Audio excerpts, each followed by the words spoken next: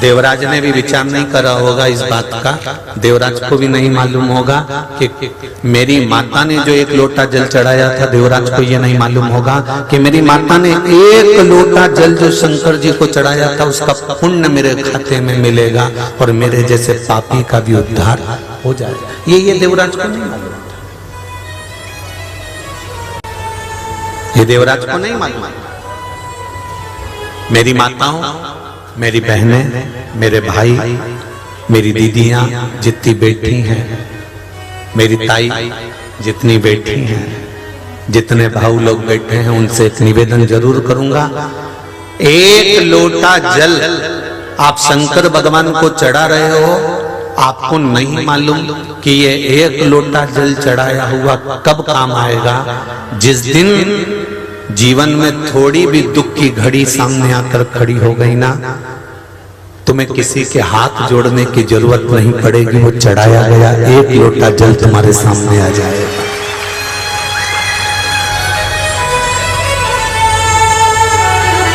एक लोटा जल तुम्हारे द्वारा जो चढ़ाया गया है, शंकर भगवान को जो दिया गया है, एक बेलपत्र, एक चावल का दाना, एक चंदन का छींटा या एक पुष्प की पत्ती भी जो तुमने शिव को दी है, वो कहां काम आएगी ये आपको समय बताएगा।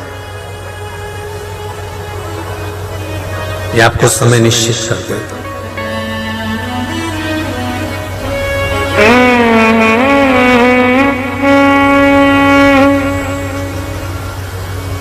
अरे थोड़ी सी भी गड़बड़ी होती है ना, तुम्हारे मोबाइल की तुम्हें बहुत अकड़ होती है। अब भी रुक, मैं 2 मिनट में फोन लगाता हूं, अब भी मेरा काम होता है। और उसने मोबाइल निकाला और 2 मिनट में लगाया। अब वो काम हुआ कि नहीं हुआ उसको नहीं मालूम, पर उसने तो फोन लगा दिया, उसने फोन किया। अध्यक्ष साहब मेरी गाड़ी यहां फंस गई है, ये हेड साहब मेरी गाड़ी नहीं छोड़ रहा है, थानेदार साहब मेरी गाड़ी नहीं छोड़ रहे, उन्होंने फोन लगाया। अब एक बार हम ये कथा कह रहे थे तो किसी ने पूछा क्यों गुरुजी, क्या पहले भगवान के पास में भी मोबाइल होता था? अब जैसे आज का व्यक्ति अकड़ में कह देता मैं अभी उलझा, और उसने कहा अब भी जेब में से मोबाइल निकाला, और निकालते से उसने फोन करा, और फोन करते से जो उसने बेल बजाई, बेल बजाते से जो फोन लगा, और फोन लगते से तुरंत उसकी बात मानी और उसका काम हुआ। तो क्या पहले के समय में भी मोबाइल होता था? हमने कहा मोबाइल की जरूरत ही नहीं पड़ती थी, डमरू तो होता था।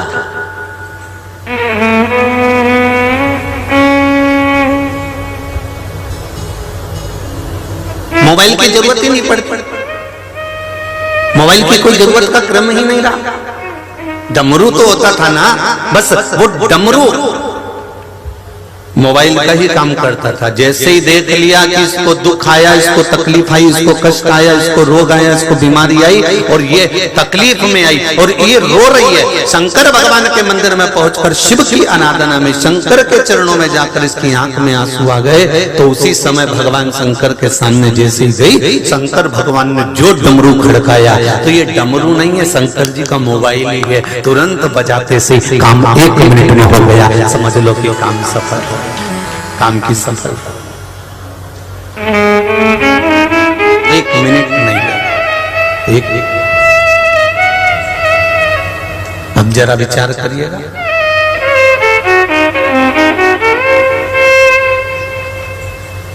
एक मिनट नहीं लगा, केवल डमरू खड़काया और काम आ गया। पर शिव की आराधना करते करते प्राण छूट जाए तो इससे बढ़कर कोई सुख नहीं। कई लोग कहते हैं महाराज जी वो अमरनाथ गए थे और मर गए, कोई कहता है वो केदारनाथ गए थे और मर गए, कोई कहता है कि वो वहां गए थे तीरथ और मर गए, कोई कहता है वो भगवान के दरवाजे गए थे वो मर गए। उनको भगवान को तो कम से कम बचा लेना था। पर शिव महापुराण की कथा कह रही है मरना निश्चित है। राजा परीक्षित की भी कथा भागवत में लिखी हुई है कि सर्प डसेगा तू मरेगा, ये निश्चित है। बेटों ने कांच का महल बनवा दिया था, उसमें अपने पिताजी को रख दिया था, तो भी तक्षक नाग अनार का रस गिलास में भरा कर जा रहा था, उस गिलास के नीचे पेंदी में चिपक कर तक्षकनाग चले गया था और राजा परीक्षित को डस लिया था। मृत्यु 7 ताले में भी बंद कर दो तो भी आएगी, ये निश्चित है। पर भगवान से कहना कि तेरे धाम में अगर मेरे प्राण छूट जाए तो इससे बढ़कर कोई सुख नहीं हो सकता, तेरे द्वार पर मेरे प्राण चले जाए इससे बढ़कर कोई सुख नहीं है।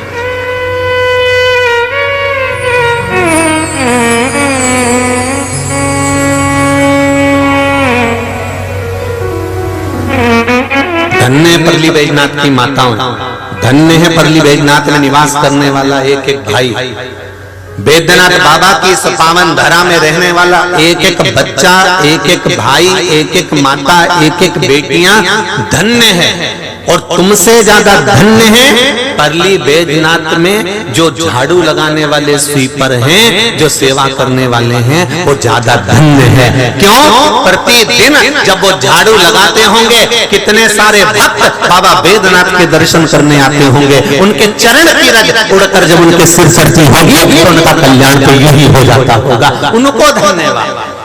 साधुवाद।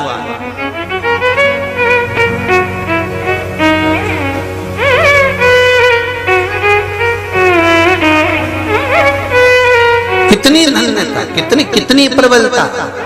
अरे लोग एक अतिथि के लिए तरसते हैं, यहाँ तो रोज अतिथि आते रहते हैं, प्रतिदिन बाबा के दरबार में अतिथि। और कितना प्रमाण दिया अतिथि के लिए। एक ब्राह्मण जिसके पास में कुछ भी नहीं था, बस वो पांडित्य कर्म भी करना नहीं जानता था कि पांडित्य कर्म कैसा होता है, पूजन कैसे कराना चाहिए, पाठ कैसे करना जाना चाहिए, यज्ञ कैसे कराना चाहिए। बस अपना दोनों समय का गायत्री का स्मरण करता, गायत्री का जाप करता। उसके घर में बेटा था, बहू थी, पत्नी था और अपने खुद थे। 4 लोगों का परिवार था। वो जाता और जो किसान अपनी किसानी में से फसल काट कर ले जाता, उसकी फसल कटी हुई जगह में जो दाने नीचे गिर जाते थे, वो ब्राह्मण उसको उठाकर इकट्ठा कर कर अपनी पत्नी को लाकर दे देता था और उसी से उसका गुजारा चल जाता।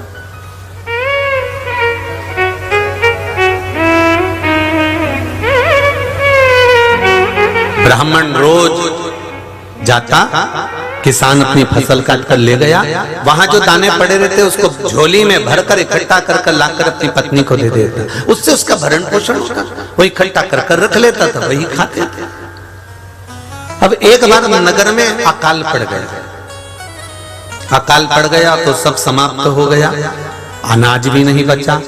एक बार उसको मालूम पड़ा कि पास के गांव में फसल लगी है और किसान फसल काट रहा है, तो ये अकाल पड़े हुए समय में उस पास के गांव में गया, कुछ थोड़े से जौ मिल गए, उन जौ को उठाकर ले आया, अपनी धर्म पत्नी को लाकर कहा इसको पीस लो, आटा बना लो। आटा बनाकर हमने 12 दिन से कुछ नहीं खाया है, थोड़ा सा खा लेंगे, सबके हिस्से में आ जाएगा।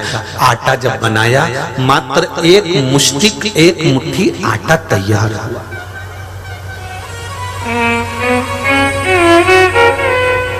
केवल एक मुट्ठी आटा तैयार हुआ और एक मुट्ठी आटा तैयार हुआ और सास ने, माँ ने उसके हिस्से कर दिए एक मुट्ठी आटे का, एक चुटकी बराबर आटा बेटे का, एक चुटकी आटा बहू का, एक चुटकी पति का, एक चुटकी आटा सास का। 4 चुटकी आटा उसमें निकला। एक मुट्ठी में कितना आएगा? थोड़ा थोड़ा थोड़ा थोड़ा निकल गया। बस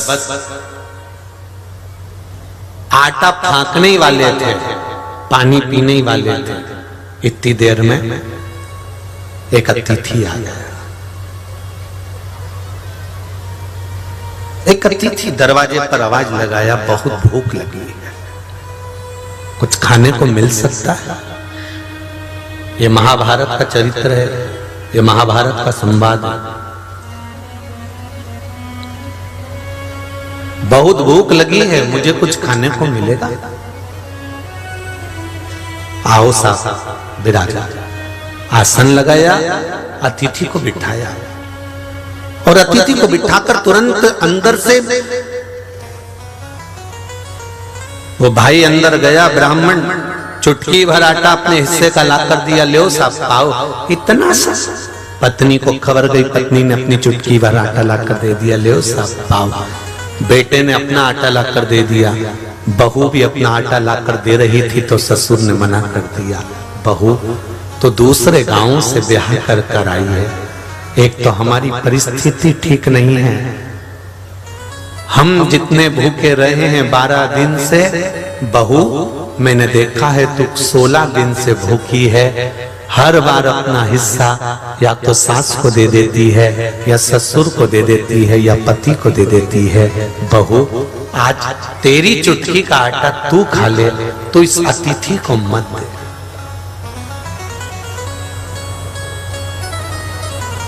वो तो उस समय की बहू थी, आज की होती तो कमरे में जाके निपटा जाती। पहले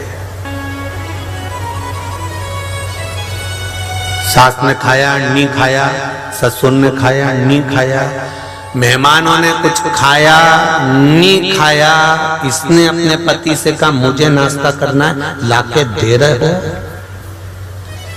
बेचारा भेरू गया, जगदम्बा को समोसा लाके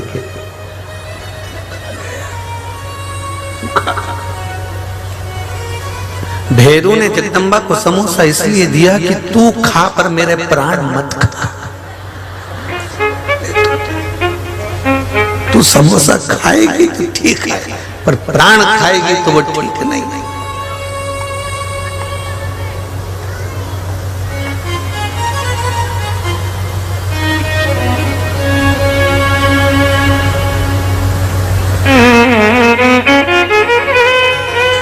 पहले के समय में बेटियों को डर लगता था कि सास कैसी मिलेगी। मैं तो बोला ही नहीं, मैं तो बोला ही नहीं।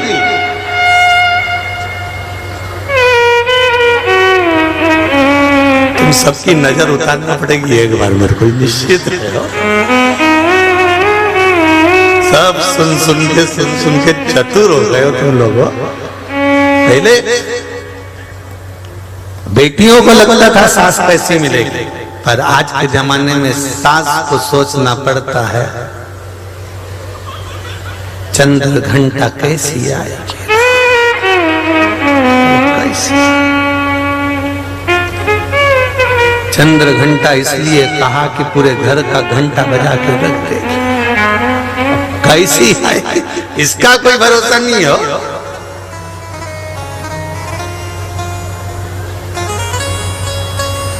आज हमको सोमानी जी तुम्हारे अच्छा लगा, जैसे ही मालूम पड़ा कि बहू ने कहा कि पापा को बोलो गुरुजी इनने व्रत रख लिया, और व्रत रख लिया तो सोमानी जी को चक्कर आ रहा, तो हमने कहा कि तुमने व्रत क्यों रखा, एक काम करो ना कि कोई दूसरा व्रत कर ले, तुम अब अवस्था के अनुसार व्रत कम करा करो। तो इतने में बहू बोली मैंने तो इनको कहा मेरे पापा को कि पापा जी व्रत मत करिए, मैं कर रही हूँ ना व्रत, आपके हिस्से का ही है। आज दिल खुश हो गया कि बहू आज भी है और अच्छा लगा देख के, प्रसन्नता हुई।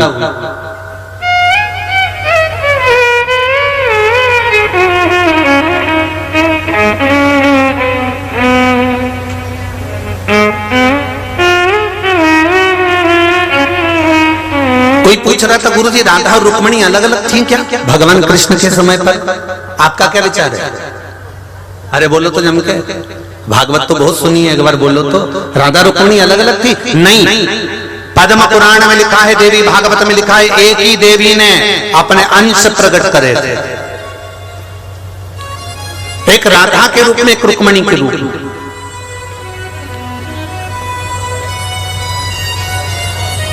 दोनों में कोई अंतर नहीं। कहा राधा जी से भगवान ने विवाह नहीं करा, रुक्मणी जी से शादी करी, राधा के साथ भगवान की मूर्ति की पूजन होती है, तो दोनों में कोई अंतर है ही नहीं। राधा रुक्मणी दोनों एक है, दोनों एक। बस रुक्मणी और राधा में एक अंतर है। राधा जैसे एक बहू में जो अंतर होता है, बहू जो होती है ना, एक नौकरी करने वाली बहू को देखना जो बाहर रहती है, बेंगलोर रहती है, मुंबई रहती है, पुणे रहती है, वो सर्विस भी करती है और घर में आकर तुरंत आते से बच्चों का काम भी, बेटा आया कि नहीं आया, बहू कहां गई, बच्चे आए कि नहीं आए। सर्विस करने वाली बहू बाहर रहेगी तो सर्विस करेगी, रुआब से रहेगी, ठाट से रहेगी, काम भी करेगी, सब कुछ करेगी, वर्क पूरा करेगी। घर में आते से मेरा बच्चा कहां गया, मेरा बेटा कहां गया, तुरंत बच्चे के सिर पे हाथ फेरेगी, बच्चे भी उससे चिपक जाएंगे, तुरंत जाएगी, ना जाने इन्होंने भोजन करा कि नहीं करा, वो भी सर्विस से आ गए होंगे। अब देखो जरा, एक बहू सर्विस करती है, घर आते से बच्चों से लाड लड़ाती है, तुरंत पहले सोचती है कि किसी ने खाना खाया कि नहीं खाया और रसोई घर में चली जाती है। एक सर्विस कर कर पत्नी आती है और एक सर्विस कर कर पति आता है। पति जब सर्विस कर कर आता है तो अटैची फेंक कर, रिमोट हाथ में रखकर सोफे पे दमक जाता है, तुरंत चालू। अब इसको पानी भी चाहिए, सुनो एक गिलास पानी ला दो, तो ये तो सोचो कि वो भी सर्विस कर आई है, वो भी नौकरी कर आई है, पर आते से ही उसने पहले अपने बच्चों से लाड लड़ाया, प्रेम करा, फिर उसको लगा ये भी भूखे होंगे, मेरे बच्चे भी भूखे रहेंगे, इसलिए वो अंदर गई, भोजन बनाया, उसने भोजन ला कर दिया। और इतने बड़े बड़े मिहिर पैदा हो गए आज के जमाने में, जब टेबल पे खाना खाने बैठते हैं तो पास में रखा हुआ गिलास भी नहीं उठा सकते, तो भी कहते हैं दे देना गिलास। जरा विचार करिए, हमारी रुक्मणी और राधा के ये दो रूप हैं। एक वो रुक्मणी का रूप, ये समझ लो कि वो सर्विस भी कर रही है, नौकरी भी कर रही है, बाहर भी जा रही है, राज सत्ता भी संभाल रही है, द्वारकाधीश की पूरी सत्ता को संभालने का काम कर रही है। और एक रूप मेरी राधा रानी का है, जो अपने बच्चों से लाड़ भी लड़ा रही है, प्रेम भी कर रही है, स्नेह भी कर रही है और सबको अपने गले से लगा रही है। ये देवी का दो रूप है, एक है, एक आते से घर में मां बन जाती है और बाहर सर्विस करती, नौकरी करती, सब संभाल लेती है, आते से भोजन बना देती है, आते से बच्चों को संभाल लेती है। ये दो रूप एक ही है, इनमें कोई अंतर नहीं हो सकता।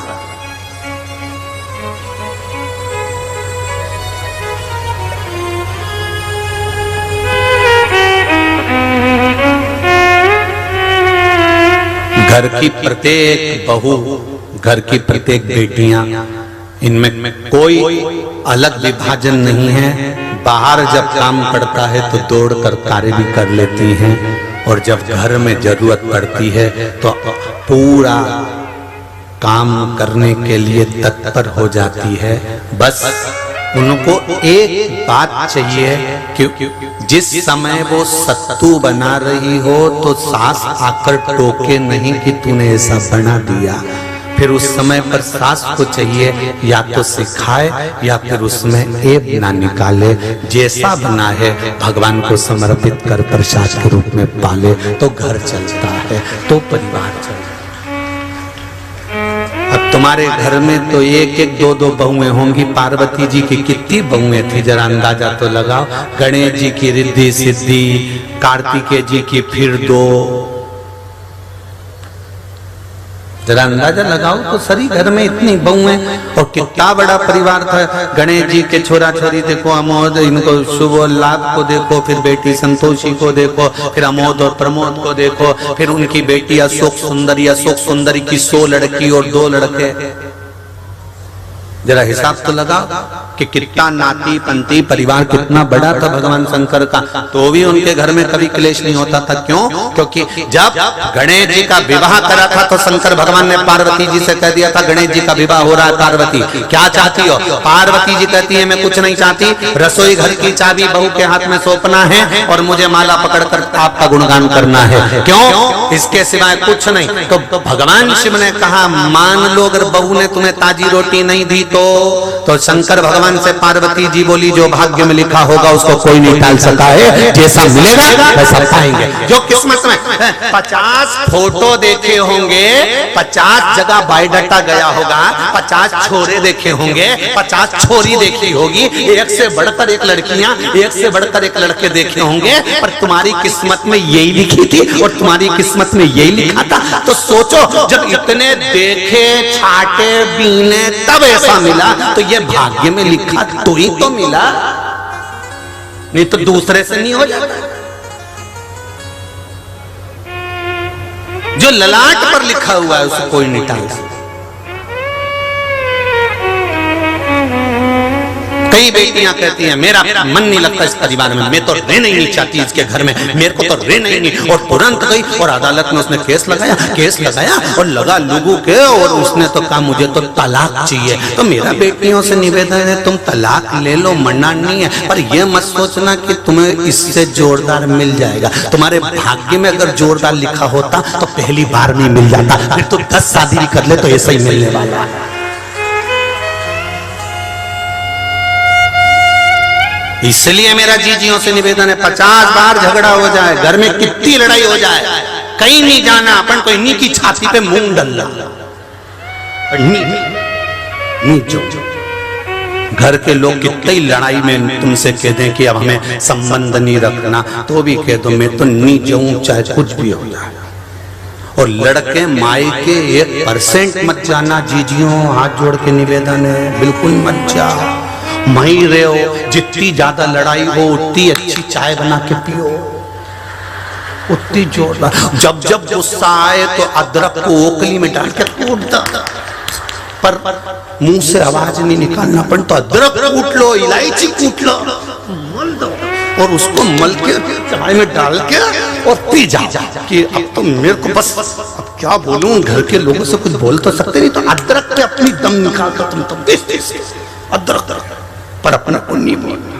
आग लगे बस्ती में अपन रेव मस्ती में, जितना ज्यादा झगड़ा हो उतनी जोरदार चोटी बनाओ, एक एक मोती पिरो पिरो के खजूर वाली बनाओ, पर बनाओ।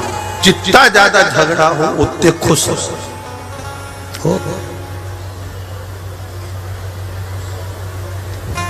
होता रहे झगड़ा, क्या कर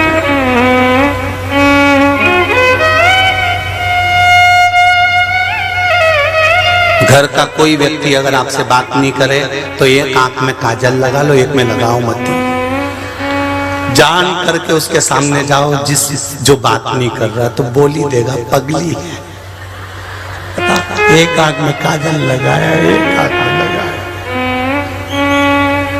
या इधर लिपस्टिक चिपका के चली जा नीली पीली करके तो भी बोल देगा। सास भी कह देगी भगवान जाने कहाँ की बहू आई, राम भगवान। ये प्रेम फिर नहीं मिलना है, प्रेम तो कल वाली कथा आ गई, या तो प्रेम में रह लो नहीं तो प्रेम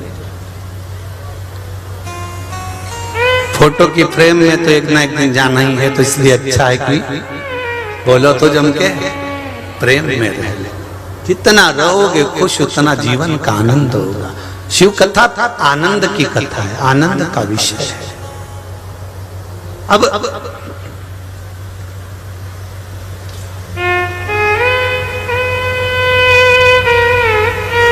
बहू से कहा कि ये चुटकी भर जो आटा है बहू तू खा ले। नहीं पिताजी मैं नहीं खाऊंगी, अतिथि आया और भूखा रह जाए।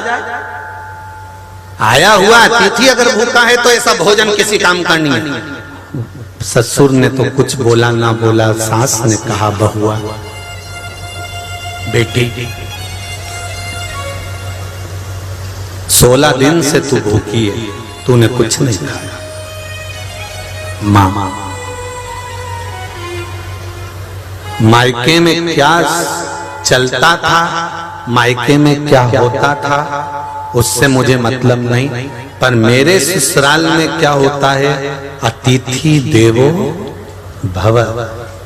अतिथि को देवता के तुल्य माना जाता है, इसलिए मैं अतिथि को भूखा नहीं भेज सकती। माँ ये चुटकी भर आटा जैसे ही आए हुए अतिथि को दिया, अतिथि ने वो चारों के आटे को फंकी लगाई, पानी पिया। पानी पीते से ही उस शरीर में से धर्मराज प्रकट हो गए और ब्राह्मण और ब्राह्मणी से कहा मैं आपकी परीक्षा नहीं, आपकी बहू की परीक्षा लेने आया था, और बहू उस परीक्षा में पास हो गई।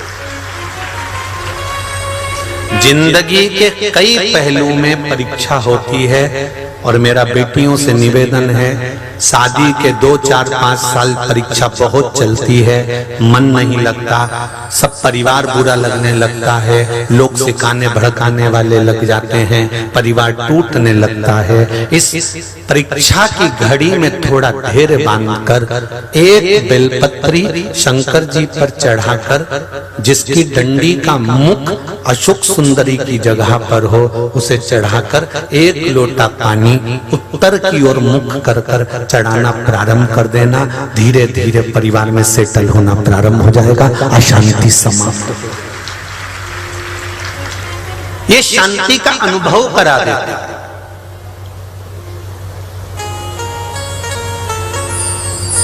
बेलपत्री की डंडी का जो मुख है, बेलपत्री की जो डंडी होती है उसका जो मुख होता है, अगर उसको अशोक सुंदरी वाली जगह पर शिवलिंग पर चढ़ाए और अशोक सुंदरी वाली जगह पर उसका मुख है और आप उत्तर की ओर मुख कर कर जल चढ़ा रहे हो, तो ये निश्चित है उस घर में कितना भी क्लेश मच रहा होगा, लगभग आधे घंटे के अंदर उस घर में शांति हो ही जाएगी, सबका आपस में प्रेम बढ़ जाएगा, क्लेश नहीं रहेगा। थोड़ा समय अगर संघर्ष का आ सकता है, ऐसा नहीं है कि संघर्ष का समय नहीं आता, ऐसा नहीं है कि संघर्ष का समय नहीं पहुंचता, आता है। मनुष्य जीवन है, मानव का शरीर है, 2 कारणों से मनुष्य का शरीर मिलता है, एक भोग भोगने के लिए, दूसरा भजन करने के लिए। जब मनुष्य का शरीर ही 2 कारणों से मिला है कि कर्म का भोग भोगो, जो पूर्व में कर कर आयो वैसा भोगना पड़ेगा तो भोगो, और दूसरा भगवान का भजन करो। तो ये 2 कारणों से जब मनुष्य का शरीर मिला है तो उसको तो भोगना, उसको तो करना।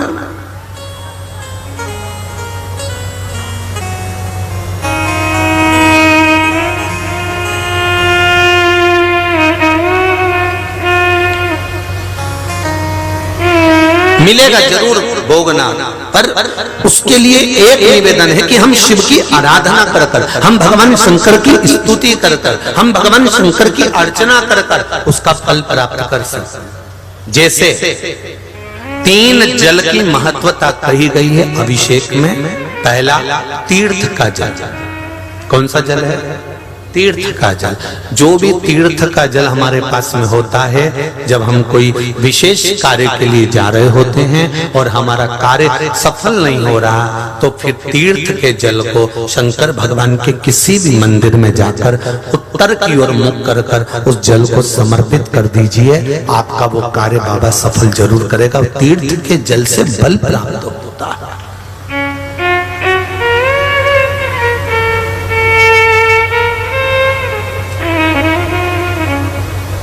दूसरा है,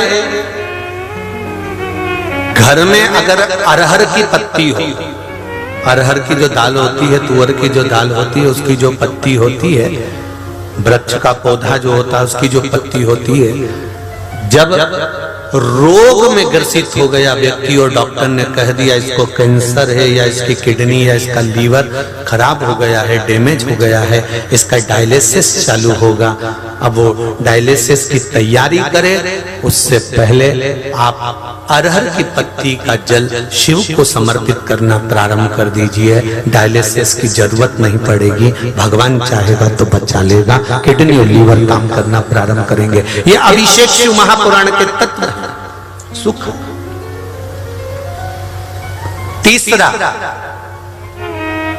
जिस देवालय में दर्शन करने जा रहे हो, महाकाल गए हो, परली बैद्यनाथ आए हो, काशी जी गए हो, या आप जहां पर भी भीमा शंकर, कृष्णेश्वर आदि जितने तीर्थादिक मंदिरों में शिवालय हैं, उन शिवालय में अगर दर्शन करने गए हो तो वहीं उसी शिवालय के पास में जो मंदिर हो, उस शिवालय के पास में जो हापसी, जो हैंडपंप, जो बावड़ी, जो कुआं, जो तालाब हो, वहां का जल लेकर भगवान शंकर को समर्पित कर देने से विद्वत्ता प्रबल हो जाती है। संबंध नहीं हो रहे हों, संबंध नहीं जम रहे हों, तो जहां शंकर का मंदिर हो उसके पास में कोई हापसी, कोई हैंडपंप, कोई कुआं, कोई बावड़ी, कोई तालाब हो, तो 1 लोटा जल लेकर आधा शिव को चढ़ाकर आधा जल बेलपत्री के वृक्ष के नीचे से चढ़ा देने पर जिस संबंध के लिए चढ़ा रहे हो कि यहाँ संबंध होना चाहिए, वो संबंध जुड़ता है, वो संबंध होता है। करे हे शिव, हे करुणा सागर, हे दयालु, हे दातार, हे कृपा के सागर, आप करुणा करेंगे। अतिथि आया, धर्मराज प्रकट हुए, बहू को आशीर्वाद दिया, चले गए। परिवार भी धर्मराज के कहने पर एक श्रेष्ठ जगह पर चले गया। आज भवन खाली हो गया। उस भवन के अंदर एक नेवला रहता था। कौन रहता था? नेवला। ब्राह्मण के घर में एक नेवला छुपकर रहता था। आज वो नेवला अपने शरीर को भूमि पर घिस रहा था।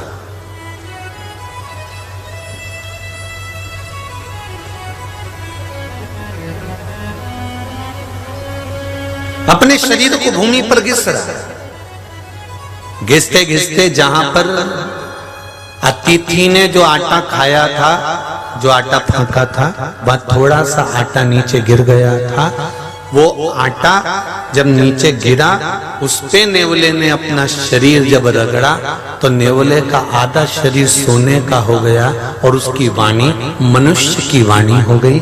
आधा नेवले का शरीर था, आधा सोने का शरीर था और वाणी भी मनुष्य की हो गई। तो धर्मराज प्रकट होकर बोले, रे नेवले, अतिथि सत्कार की थोड़ी सी झूठन तुझे मिल गई थी, इसलिए तू पूर्व का गंधर्व था। पूर्व का गंधर्व था। अतिथि सत्कार की थोड़ी सी झूठन तुझे मिल गई और तेरे शरीर को लग गई, जिससे तेरा शरीर सोने का हो गया और तेरी वाणी मनुष्य की हो गई। किसी श्रेष्ठ यज्ञ में तू पहुंचेगा और वहां अतिथि का सम्मान सही हुआ होगा, यज्ञ में गरीब और अतिथि का आदर हुआ होगा, तो वहां पर तेरा शरीर ठीक हो जाएगा। तू एक काम कर, अब यहां से हस्तिनापुर चल जा। हस्तिनापुर? हाँ।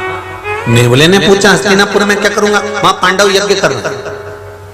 पांडव अगर यज्ञ कर रहे हैं तो उनके यज्ञ में जो भी अतिथि आएगा तो उसका सम्मान होगा, सम्मान होगा तो उसकी झूठन गिरेगी, झूठन गिरेगी तो मात्र शरीर को लगेगी, तेरा शरीर सही हो जाएगा।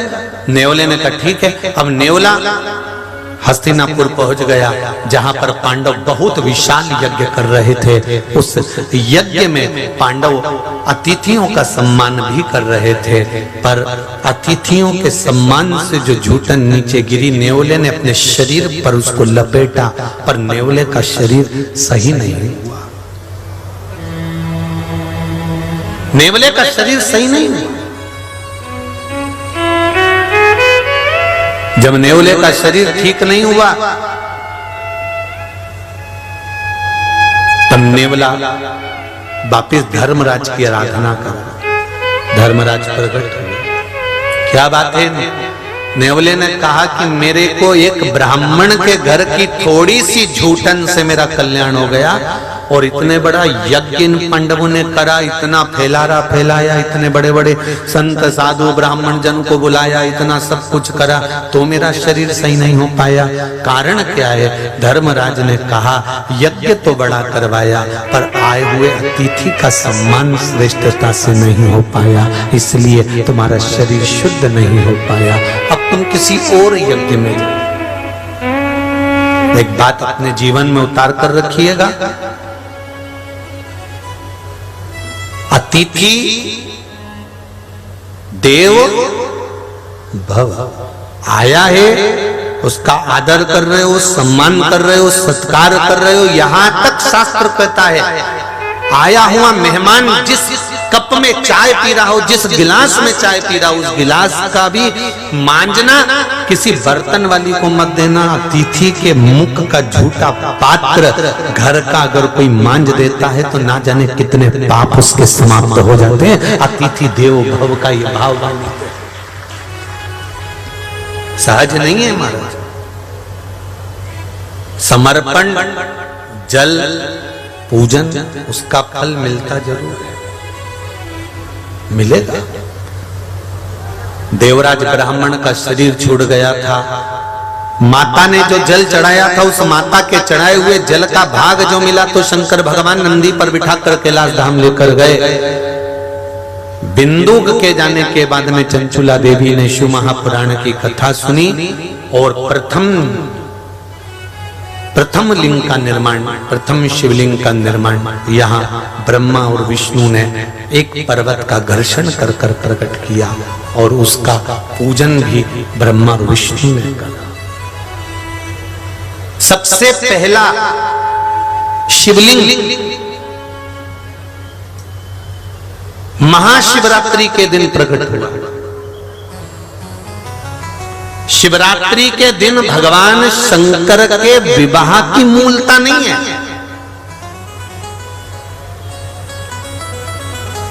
शिवरात्रि के दिन तो भगवान शंकर के सुंदर आनंदमय प्रागट्य की मूलता है। भगवान शंकर का प्रागट्य उत्सव।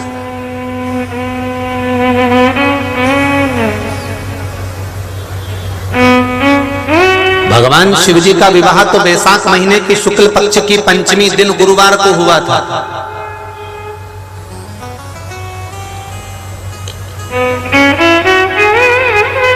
कौन से महीने में?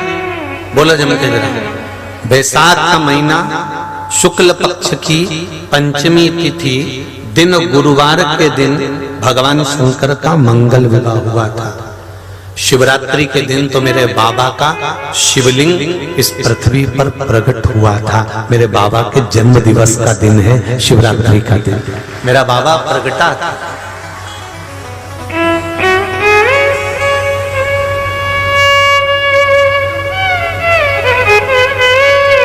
कई लोग कहते हैं गुरुजी अगर शिवरात्रि के दिन भगवान शंकर प्रगटे थे तो फिर उनके विवाह का महत्व किसने बता दिया? तो भगवान शंकर के विवाह का महत्व देखो, कल कथा में कहा था कि एक बार हनुमान जी नहीं हुए, ऐसे कई कल्प हुए। कई कल्प में श्री हनुमान जी महाराज प्रगटे, कई कल्प में राम जी महाराज प्रगटे। शंकर भगवान का विवाह केवल एक पार्वती के साथ नहीं हुआ। शंकर भगवान के गले में जितनी मुंड की माला पड़ी हुई है, 52 मुंडे 51 मुंडे शिव जी के गले में हैं। और वो मुंडे स्वयं माता पार्वती जी ने पूछा था कि ये गले में आपके मुंडों की माला किसकी है? शंकर भगवान ने कहा पार्वती तेरे जितने बार प्राण छूटते हैं तो जितनी बार जन्म लेती है, जितनी बार तेरे प्राण छूट जाते हैं उतने मुंड मैंने गले में धारण कर कर रखे हैं। उतने मुंड शिव जी के गले में 2 तरह के मुंडों की माला है। किस किस ने दर्शन करी है? 2 तरह के मुंडों की माला शंकर भगवान के गले में होती है। एक कंकाल, जैसे हड्डी का जो ढांचा होता है ना उसका मुंड कंकाल, केवल कपाल कपाल और कंकाल कंकाल रहता है। और शिव जी के गले में एक मुंड ऐसा होता है जिसमें मुंड में माला में मूंछ बनी होती है। मुंह बना होता है पूरा और उसमें मूंछ बनी होती है। कभी आप लोग महाकाल बाबा का दर्शन करेंगे तो मां चांदी के मुंडों की माला गले में कभी कभी पहनाते हैं तो उसमें मूंछ बनी होती है। कभी कभी कंकाल, केवल हड्डी का ढांचा है मुख का और उसकी माला बनी हुई है। तो जो मूंछ वाला मुंड की माला का जो दर्शन करते हो वो राहु के मुंड है। राहु भगवान की जटा में जाकर छुपा था तो उनके मुंड है। और कंकाल के मुंडों का दर्शन करते हो तो वो कंकाल के जो मुंड हैं वो कंकाल के मुंड माता पार्वती के मुख है। माता पार्वती के जितनी बार माता पार्वती ने जन्म लिया, जितनी बार माता पार्वती ने प्राणों को त्यागा, उतने मुंड भगवान शंकर ने अपने गले में धारण कर कर रखे। उतने मुंड। एक जन्म नहीं है महाराज, ना जाने कितने कितने जन्म हुए हैं, कितने जन्म, ना जाने कितने जन्मों का। तो महाराज शिवरात्रि के दिन भगवान शंकर के प्रागट्य का दिन है, जन्म दिवस, प्रागट्य दिवस। एक पर्वत को घुमाया, उस पर्वत को घुमाने से एक लिंग उत्पन्न हुआ। उस लिंग से अग्नि का खम्भ प्रकट हो गया। अग्नि के खम्भ को प्रकट देखा तो ब्रह्मा जी ने पूछा ये कौन है? तब भगवान विष्णु ने कह दिया ये मेरे पिता हैं, ये मेरे पिता।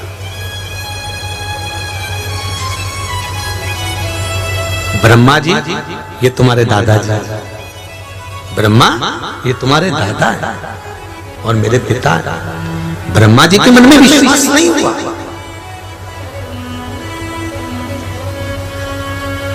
विश्वास जागृत होना,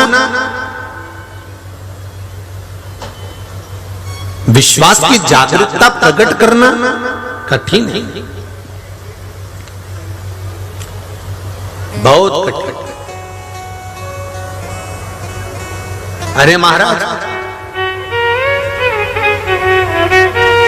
5 कटोरा भर के खीर पी गए, 5 कटोरी 5 बाटकी 5 कटोरा खीर पी गए, और खीर पीने के बाद में तुमने 1 कटोरा कड़ी पी ली तो खीर का स्वाद आएगा? अरे बोलो तो जम के।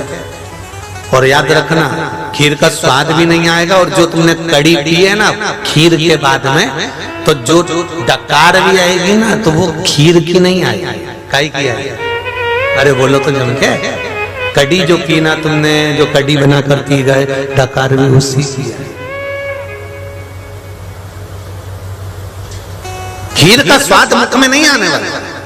हाँ, अगर केवल खीर पीकर पानी पी लेते या खीर पीने के बाद कड़ी नहीं पीते तो थोड़ा सा स्वाद बना रहता खीर का, पर खीर के बाद जो तुमने कड़ी पी ली है तो वो स्वाद पूरा समाप्त हो गया, और वो कड़ी तुम्हारे मुख में रह गई, उसका स्वाद मुख में रह गया।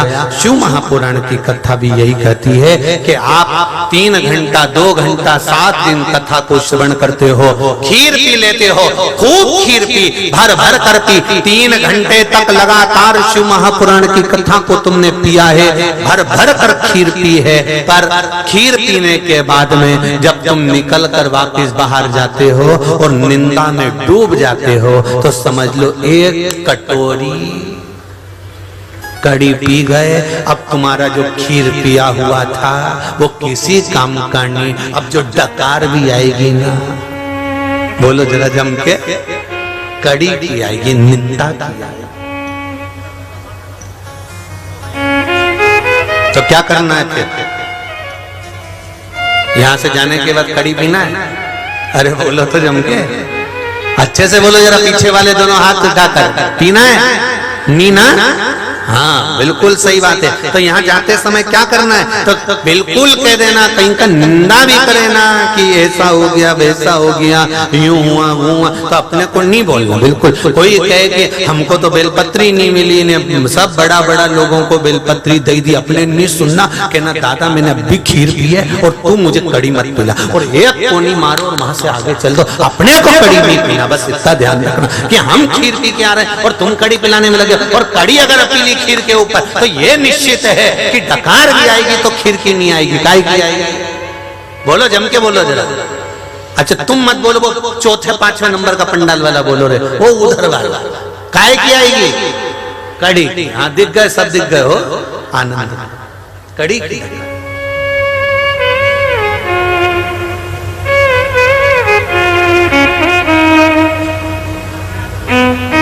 इसलिए निवेदन है कि जब खीर पियो तो फिर कड़ी का काम मत रखना, फिर तो खीर में ही बढ़िया जोरदार सब आनंद के साथ। पहले का समय और आज का समय, अभी अभी तो लोग भोजन में भी खीर के साथ में सब्जियां बना लेते हैं, सामान बना लेते हैं, पर कभी राजस्थान में जाओ, सालासर जी जाओ, खाटू श्याम जी जाओ, जीड माता जाओ, दादी रानी सती जाओ, जब तुम्हारा मन पड़े राजस्थान के मारवाड़ के किसी तीर्थ में चले जाओ, जिस दिन तुमने कहा कि आज हमारी तरफ से सवामणी है, आज हमारी तरफ से भोजन है, भंडारा है, तो वहां सब्जी का काम नहीं, कड़ी का काम नहीं, वहां तो एक ही काम, चूरमा और खीर, और चूरमा और खीर को मलते जाओ, निपटाते जाओ। तो उन्होंने कहा साहब कड़ी नहीं बनवाई, तो क्या कड़ी का काम ही नहीं, क्योंकि कड़ी पी लेंगे तो डकार कड़ी की आएगी, खीर और चूरमा अगर खा लिया है डटकर तो फिर डकार इसी की आएगी। उसी तरह अगर शिव महापुराण की कथा सुनी है तो इसके बाद में निंदा मत सुनना, बुराई मत सुनना, कहीं काम, कहीं लोभ, कहीं आसक्ति, कहीं वासना, कहीं तृष्णा, ये कड़ी बेकार मत पी लेना, नहीं तो डकार इसी की आती रहेगी। कथा तो तुमने जो पी वो यहीं रह जाएगी, और घर जाते जाते भी तुम घर के लोग पूछेंगे कहाँ गई थी, तो क्या कथा सुनने गई थी, क्या लेके आई? कहीं नहीं, पुण्य तो अपना अपना वाले के आगे बिठाई थी। अब बताओ कड़ी पी गए, अब रिश्तेदार पूछ रहे हैं तू कथा में गई थी क्या मिला? कहीं नहीं, उन्होंने अपना अपना वालों को आगे बिठा दिया और हम तो पीछे। मैं तो बहुत देर तक खड़ी रही, मैंने तो किया, हम तो उनके भाभी लगते हैं, हम तो उनका रिश्तेदार लगते हैं, हम तो काका जी की छोरी। पर भाऊ हमारा सुने ही मत, इतना के काला काला कपड़ा पहना हुआ इन्हें बाउंसर खड़ा कर दिया, ये किसी की सुने ही नहीं। तो ये सुने ही नहीं तो हम किससे कह के हम उनके काका की बहू की छोरी? पर हमारा कोई सुना ही नहीं। तो इनने कथा जितनी सुनी थी ना, खीर जितनी पी थी ना, वे तो वहीं की वहीं रह गई और घर पहुंची तब तक वो कड़ी की डकार बाहर आ गई। वो कड़ी की डकार नहीं आना चाहिए, आएगी तो नहीं। वो कड़ी जाता जाता भी मत पीना, नहीं तो कहीं का कम जाते जाते भी मन दुख जाए, हमको तो एक बेलपत्री नहीं दी, हमको तो बिठाया ही नहीं, हमको तो बिठा नहीं। डकार नहीं आना चाहिए घर पे जाके कि डकार घर पे। खीर पिए तो खीर की डकार आना चाहिए। चूरमा हमारे मारवाड़ में बहुत खीर और चूरमा खिलाते कि आखिरी तक भी तुम अपना गांव जाओ तो डकार इसी की आना चाहिए। चूरमा इतना मुंडा में घी भर दे, वो चूरमा में इतना घी और इतनी खीर चकाचक, इतनी मीठी इतनी मीठी इतनी मीठी, कहीं का के भी हमारे सुगर के कहीं नहीं, तुम तो निपट ही जाओ। या तो खीर अंदर पहुंचेगी तो काम करेगी, नहीं तो तुम निपट जाओ तो कोई बर्बाद नहीं, तुम तो पियो। और पहले मनवार भी इतने जोरदार होता था, पहले पूरा खाना खिला देते थे, उसके बाद मनवार चालू होता था। एक लड्डू तो लेना ही पड़ेगा था, नहीं बियाई जी साहब आया, नहीं काका जी साहब आया, एक लड्डू तो लेना ही पड़ेगा था, थोड़ा चूरमा तो लेना ही पड़ेगा। तो जितने लोग मेहमान बैठते थे ना, पहले से आधा पेट खाली रखते थे, अभी आएगा बियाई जी खिलाए। शिव पुराण कर रहे, भगवान शंकर का चरित्र कर रहा है। ब्रह्मा जी के मन में ये भाव प्रकट ही नहीं हुआ, विश्वास प्रकट ही नहीं हुआ कि ये शंकर है, ये शिव है।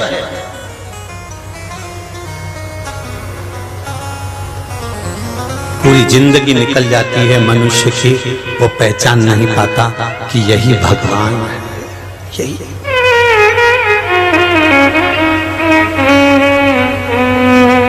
क्या यही परमात्मा है, क्या यही भगवान है?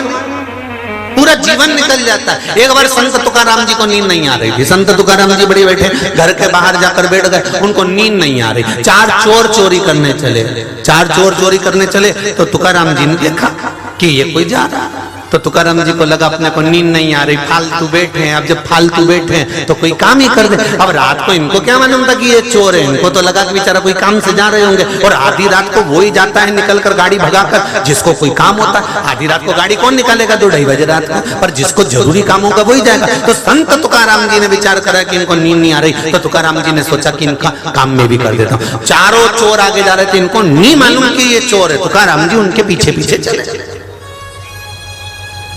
अब चोरों ने विचार करा, एक चोर ने दूसरे से कहा पीछे कोई आ रहा है, पीछे कोई आ रहा है। दूसरे चोर ने कहा ये तो अपने गांव का तुकाराम जी है। अच्छा हाँ, अब क्या करें? तो क्या कहीं नहीं, अपनी गैंग में शामिल कर लो, चोरों में इसको भी मिला लो। संत तुकाराम जी से चोरों ने जाकर कहा कहाँ जा रहे हो? क्या कहीं नहीं, तुम्हारा काम करने जा रहे हैं। अच्छा हमारे साथ चलना? हाँ, रात को जा रहे हो तो कोई जरूरी काम होगा, इसलिए हमने सोचा तुम्हारा काम कर दे। तो तुम्हारे को हमारे साथ में रहना है? हाँ चलो चलो।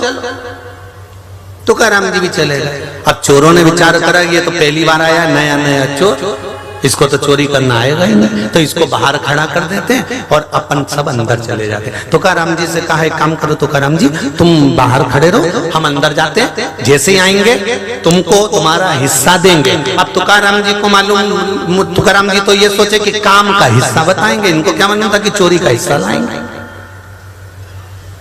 हम तुम्हारा काम हम तुमको तुम्हारा हिस्सा दे देंगे। तुकाराम जी कहे ठीक है खड़ा हूं, जाओ। चारों चोर अंदर चले गए। अब चोरों ने जाकर सामान समेटना चालू कर दिया, चोरी करना प्रारंभ कर दी। चोरी करना प्रारंभ करी तो इनको आधा घंटा हो गया। तुकाराम जी तो खड़े। तुकाराम जी ने सोचा अभी तक नहीं आए, भाऊ लोग तो कब का गया, एक भी भाऊ का पता ठिकाना नहीं।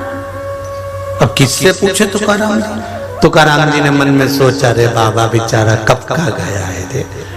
सेठ जी के घर में घुसा, सेठ जी के ना जाने कौन सा काम, मेरे को तो काम भी नहीं बताया, 1 घंटा हो गया आए नहीं। तुकाराम जी ने सोचा अब नहीं आ रहे तो मैं ही अंदर जाता हूँ। तुकाराम जी अंदर गए। जैसे ही अंदर गए तो सामने सेठ जी के यहाँ फोटो लगा था भगवान का, हरि विठल का। जैसे विठल का फोटो देखा तुकाराम जी ने जेब में से करताल निकाली और बजाना प्रारंभ कर दिया, विठल विठल विठल। चोरों ने विचार करा ये तो पकड़ाएगा, चोरों ने विचार करा ये पकड़ाएगा। चोर तुरंत छुपे, दो ऊपर दो पलंग के नीचे छुप गए। जैसे ही छुपे इतने में सेठ जी के नेत्र खुल गए। नेत्र खुलते से सेठ जी बाहर आए। आते से जो संत तुकाराम जी को देखा, संत तुकाराम जी को देखकर सेठ जी ने चरण पकड़ लिए। आज मेरे गुरुदेव इतनी रात को पहली बार यहाँ आए हैं, वाह गुरुदेव, मैं अभी तुम्हारे लिए पानी लेकर आता हूँ। सेठ जी दौड़कर अंदर पानी लेने के लिए गए। सेठ जी दौड़कर पानी लेने गए तो वापिस आ गए, पानी लेकर नहीं आए। पहले आते से पूछा, गुरुदेव हमेशा जब भी जाते थे मेरे गुरु 2-4 लोगों को साथ लेकर जाते थे, आज तो मेरा गुरुदेव अकेला आया। इतने में संत तुकाराम जी बोले, काय को अकेला आया? 2 पलंग के नीचे 2 ऊपर है। तुमने कहा अकेला?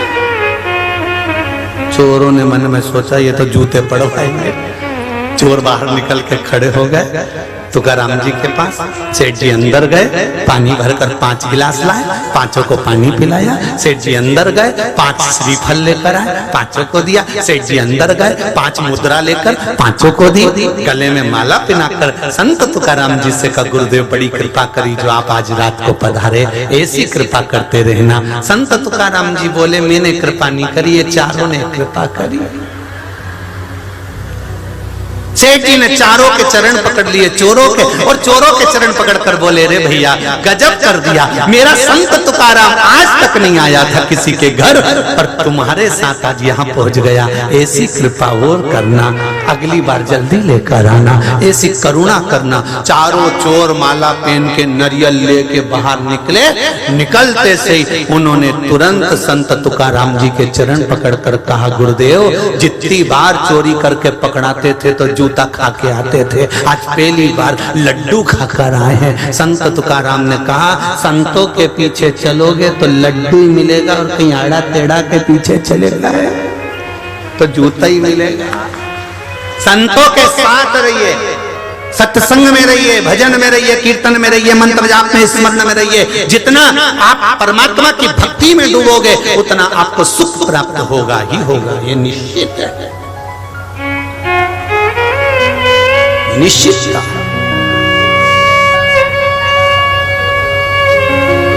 विठ्ठल विठ्ठल विठ्ठला माझा विठ्ठल महाराज हृदय से, चित्त से, मन से आप उसका स्मरण तो करो।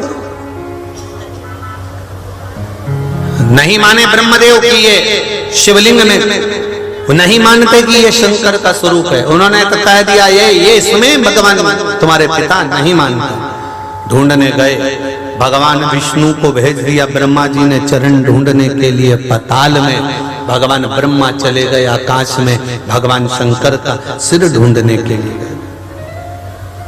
मस्तक ढूंढने के लिए। भगवान विष्णु ने कहा, ब्रह्मा मानो, ब्रह्मदेव मानो मेरी बात, यही शिव है। ब्रह्मा कहते हैं मैं इनको शिव नहीं मान सकता। संसार के लोगों ने इतनी भ्रांति उत्पन्न करके रखी है शंकर भगवान के पूजन में, इतनी भ्रांति उत्पन्न कर दी है, इतनी भ्रांति उत्पन्न कर दी है कि कई लोग कहते हैं ये शिवलिंग नहीं है, कोई कहता है ये शंकर का स्वरूप नहीं है, कोई कहता है क्या ऐसा शिवलिंग होता है। पर दिल से अगर उसको रिझा रहे हो तो कंकर में शंकर है, ये निश्चित है, वो प्रकट हो जाता है जब चाहो। एक पत्र आया है,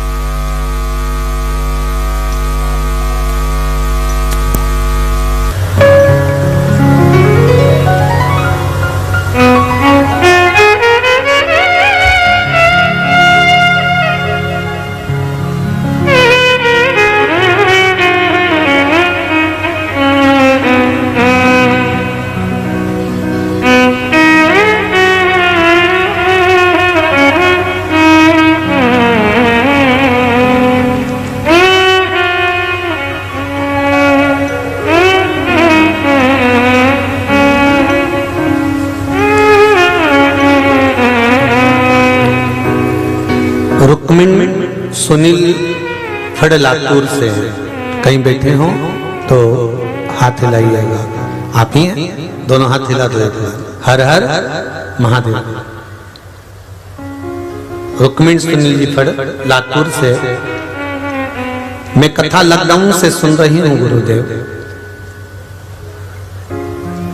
मेरी सहेली मीरा फेड़, हम कुबेरेश्वर धाम में 2 बार आए थे। मैं जब पहली बार कुबेरेश्वर धाम आई तो मेरी बेटी को लेकर आई थी। उसके पेट में 2 ऑपरेशन हो चुके थे, लेकिन उसके बाद भी उसके पेट का दर्द बंद नहीं था, तकलीफ जारी थी। डॉक्टर ने भी कुछ बीमारी बड़ी बता दी थी, तकलीफें बढ़ती गई, परंतु इलाज चलता रहा पर आराम नहीं लगता है। मैंने बाबा जी से विनती करी और कंकर शंकर को नमन कर कर एक रुद्राक्ष लेकर आ गई और उस रुद्राक्ष का जल शिव को चढ़ाकर उसको पिलाना चालू करा। गुरुदेव, जो डॉक्टर कह रहे थे कि बीमारी कोई बड़ी है, उन डॉक्टरों की दवाई बंद हो गई और 3 महीने के अंदर मेरी बेटी का पेट दर्द बंद होकर अब उसका इलाज बंद हो चुका है, अब एकदम ठीक हो चुकी है। गुरुदेव, बाबा की कृपा ऐसी है कि मैंने शिव महापुराण की कथा मात्र टीवी के सम्मुख में बैठकर सुनी और निवेदन करा था कि मेरी बेटी का जॉब लग जाए, और बाबा की कृपा से उसका जॉब भी लग गया। ये मेरे शिव की कृपा है, ये शंकर की उदारता, ये शंकर की करुणा है। तेरी कृपा बिना न हिले एक भी अणु, लेती है श्वास तेरी कृपा से तनो तनो। उसकी कृपा होती है तब जाकर कोई कार्य होता है। हम उसका अनुमोदन कर रहे हैं, मुस्कान। फिर कहूंगा, जितने भी लोग शिव महापुराण की कथा सुन रहे हैं, चाहे परली बैजनाथ की पावन धरा पर बैठकर सुने, चाहे अपने घर पर आस्था चैनल पर सुने, चाहे फेसबुक यूट्यूब पर श्रवण करें, दिल से अगर सुन रहे हो और बाबा से दिल से निवेदन कर रहे हो तो ये निश्चित है वो 3 महीने में बाबा आपको दिल से अपने धाम बुलाता जरूर है, कृपा करता जरूर है। उसकी करुणा ही इतनी। अब बोलो तो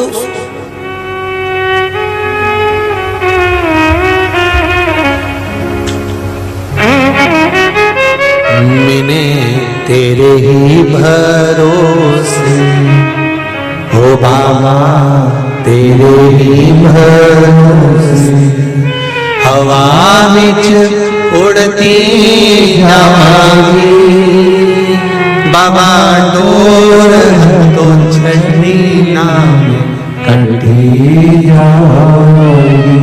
आप दिल से उससे कह दें, दिल से निवेदन कर दें, वो श्रवण करे, सुने।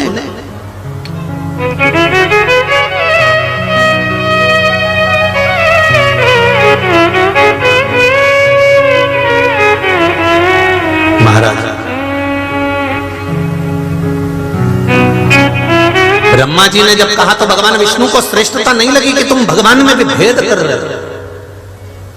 तुम कह रहे हो कि ये शिव नहीं है। भगवान विष्णु के हृदय को ठीक नहीं लगा।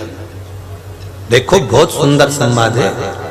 इतनी भीड़ में पुरुष को धक्का लगे चलेगा, पर स्त्री को धक्का लगे तो चलेगा? अरे बोलो तो जीजा जम के, नहीं चलेगा ना। पुरुष को धक्का लगेगा चलेगा, पर स्त्री को धक्का नहीं लगना चाहिए।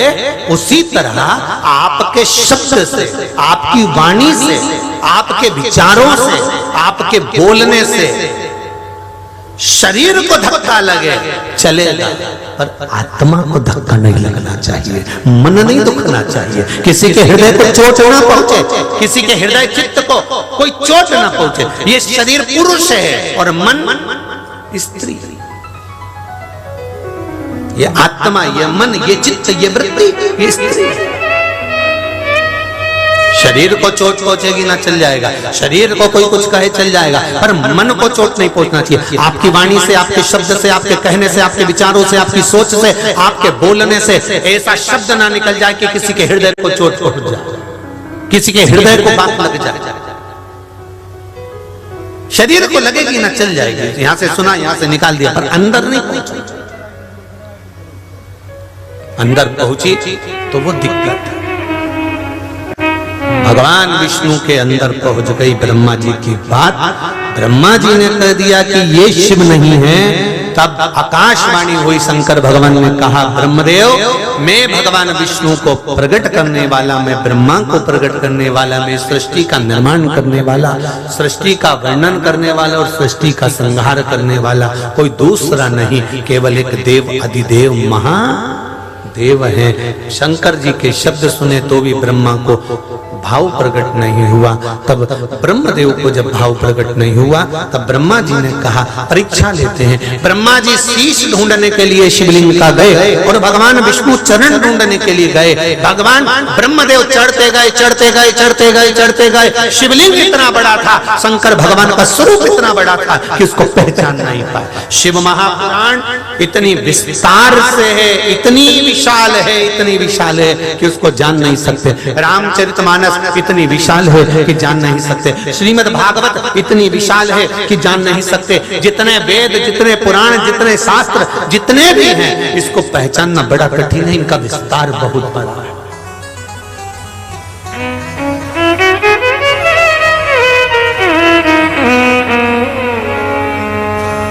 इनका विस्तार बड़ा प्रबल, बहुत बहुत प्रबल। इनको जानना बड़ा बड़ा कठिन है। गए ब्रह्मा जी ऊपर, जाते जाते जाते जाते उन्होंने देखा शीश नहीं मिला। केतकी के फूल को तोड़ लिया, केतकी के पुष्प से कहा चल भगवान विष्णु के सामने जाकर कह देना ब्रह्मा जी को सिर मिल गए। आगे चले तो गौ माता को पकड़ लिया। ए गौ माता, भगवान विष्णु के सामने चलकर कह दे कि भगवान ब्रह्मा को शीश मिल गया। सबको लेकर नीचे आ गए। भगवान विष्णु से ब्रह्मा जी ने पूछा क्या आपको भगवान शंकर के चरण मिल गए? भगवान विष्णु ने सत्य कह दिया कि मुझे चरण नहीं मिले। भगवान विष्णु का नाम स्कंद पुराण में शंकर भगवान ने सत्य नारायण रख दिया। क्या नाम रखा? सत्य, क्योंकि सत्य बोले थे।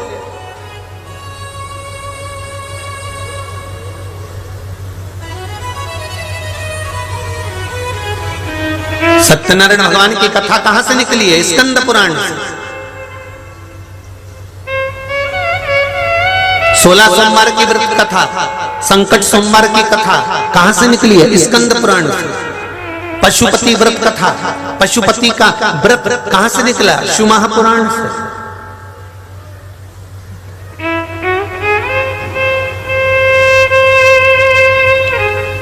करे हो आप लोग कभी पशुपति व्रत? किस किस ने करे? जरा हाथ उठाओ। बहुत सारों ने कर लिया। देखिए देखिए देखिए, पशुपति व्रत कामना की पूर्ति के लिए भगवान से किया जाता, दिल से भगवान को रिझाने के लिए। जैसे कल कथा में कहा था, शिव जी का अभिषेक क्या है? इस आत्मा और परमात्मा का मिलन ही शंकर भगवान का अभिषेक है। इस आत्मा और परमात्मा के मिलन का बिंदु ही शिव और पार्वती का मिलन ही बिंदु, भगवान शंकर को प्राप्त करने का ही बिंदु अभिषेक है। जब हम भगवान शंकर को जल चढ़ाते हैं, भगवान शंकर को अपना पाने का प्रयास करते हैं। इस मन की बात को शिव से कहने का प्रयास करें। क्या आपको भगवान शंकर का चरण मिला? नहीं, मैं बहुत नीचे तक गया, पताल में गया, पर भगवान शंकर का चरण नहीं मिला। एक बार सत्य कह दो, फिर प्रमाण देने की जरूरत नहीं। प्रमाण झूठ को लगता है, सत्य को कभी प्रमाण नहीं।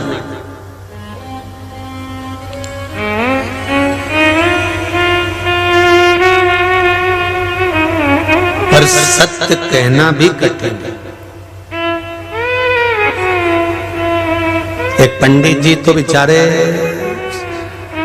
बहुत विद्वान, नरक चले गए। तो गांव के लोगों ने कहा हमारे गांव के पंडित जी ने तो इतनी पूजन पाठ करी, इतना कथा सत्संग करी, ये नरक में क्या कर रहे हैं? पंडित जी से पूछा तुम नरक में कैसे आ गए? पंडित जी बोले मेरी पत्नी के कारण आया। पत्नी ने क्या बिगाड़ दिया तुम्हारा? कुछ नहीं, सुबह से तैयार होकर मेरे सामने आके खड़े होकर पूछती थी मैं कैसी लग रही है।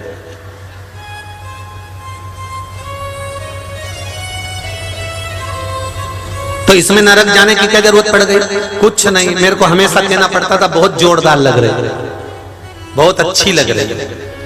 तो इसमें नरक जाने की क्या जरूरत थी?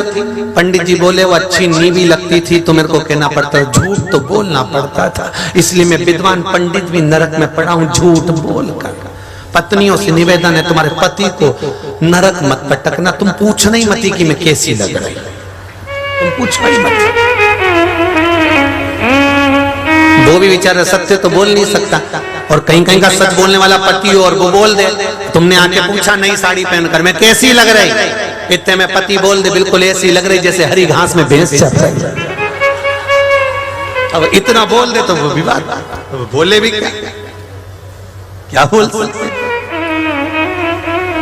महाराज शिव पुराण कह रही है ब्रह्मा जी झूठ बोल दिए, ब्रह्मा जी ने झूठ बोला, आकाशवाणी हुई ब्रह्मदेव तुम झूठ बोलते हो।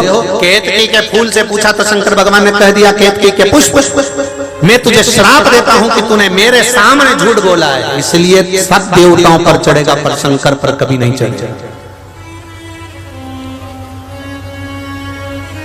गौ माता तो जगत की मां होकर झूठ बोल गई, तेरा पूरा शरीर पूजा जाएगा पर तेरा मुख आप पूज्य माना जाएगा, तूने झूठ बोला है तो झूठ बोल।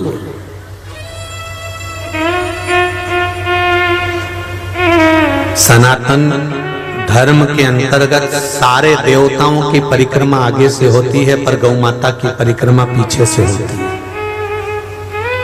कन्यादान आगे से, वस्त्रदान आगे से, सारे दान जितने भारत की भूमि पर हमारे शास्त्रों में वर्णन करेगा सारे दान आगे से होते हैं, केवल गौ दान, गौ माता का दान पीछे से होता है, पूंछ पकड़ कर किया जाता है। क्यों? क्योंकि गौ माता ने झूठ बोल दिया था, इसलिए गौ दान कभी आगे से नहीं होता, गौ दान हमेशा पूंछ पकड़ कर किया जाता है, क्योंकि तू झूठ बोल दी थी। एक झूठ के कारण गौ माता का भी दान पीछे से होने लगा, परिक्रमा पीछे से होने लगी। कहा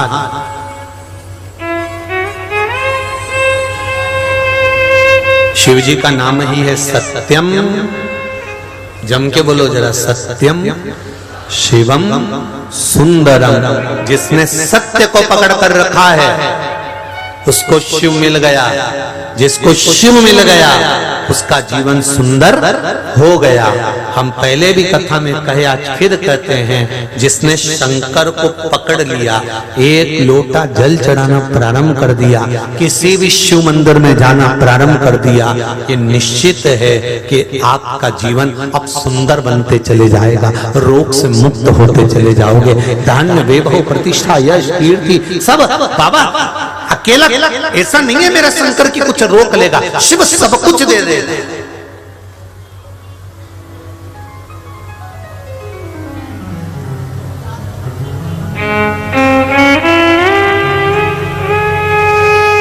सब कुछ प्रदान कर, वो देता है दिल से देता। कुछ बोलना है देव, जरा माइक पहुंचाओ बेटी के पास, जल्दी पहुंचाइए। वहीं रहो पहुंच जाएगा बाबू, वहीं पहुंच जाएगा। पहुंचा फास्ट तो एक दूसरे को देते जाओ जल्दी। हाँ बेटा,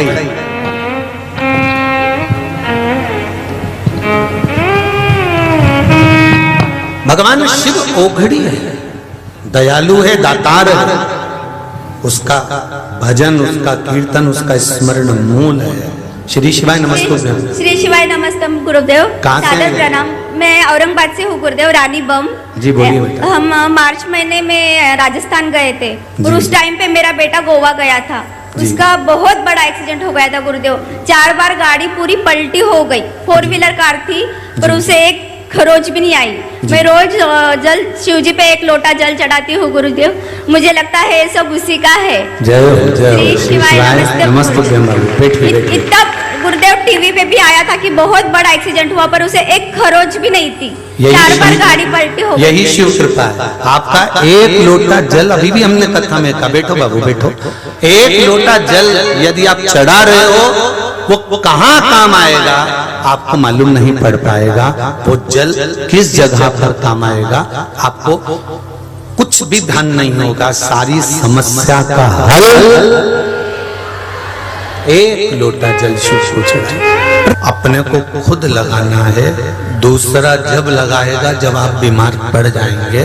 उसी तरह शिव महापुराण, भजन, कीर्तन, स्मरण, शिव मंदिर का स्मरण, भगवान का मंत्र जाप, भगवान का कीर्तन हमें खुद करना।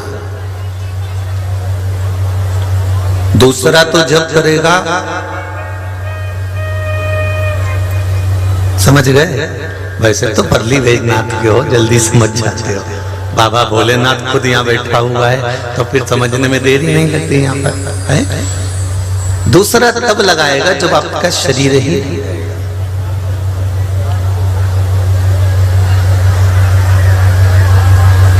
अच्छा, जीते जी गीता जी सुनना चाहिए कि मरने के बाद सुनना चाहिए?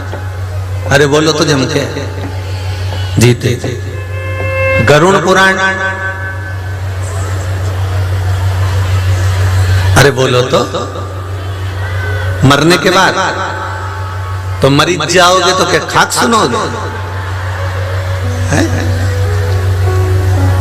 गीता जी भी अगर सुनना है तो जीते जी सुनना है, गरुड़ पुराण भी सुनना है तो जीते जी सुनना है कि हम अपनी जिंदगी में जो गलतियां कर रहे हैं उसको हम सुधार लें और परमात्मा के क्रम की ओर हम बढ़ जाएं और अपने जीवन को सार्थक बना लें।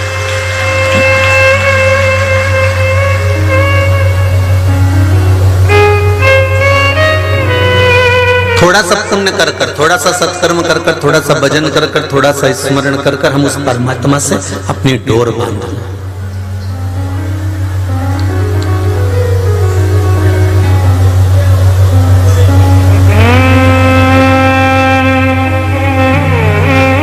अपने दुख को अपन को काटना है, कोई दूसरा नहीं काटने वाला।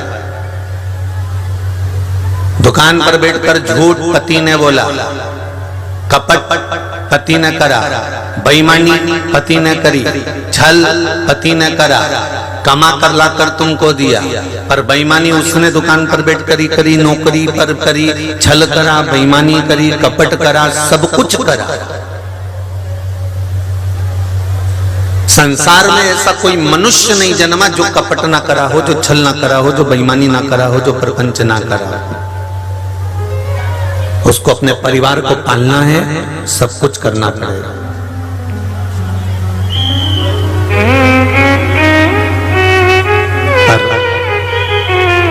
कमाकर जो लाकर देगा वो अपनी धर्म पत्नी को लाकर देगा, तो धर्म पत्नी का एक फर्ज बनता है उसकी कमाई में से थोड़ा सा निकाल कर कहीं बाबा बैद्यनाथ में, कहीं भोलेनाथ में, कहीं शिव पुराण में, कहीं भागवत में, कहीं कन्या की शादी में, कहीं गरीब बच्चों के भरण पोषण में, कहीं किसी बच्चे की एजुकेशन में, कहीं किसी की औषधि में वो लगा दे।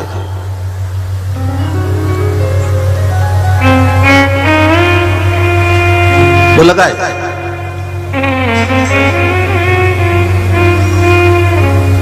कमाना पति का फर्ज है, पर उस कमाई को सही जगह ले जाकर लगाना ये धर्म पत्नी का फर्ज है।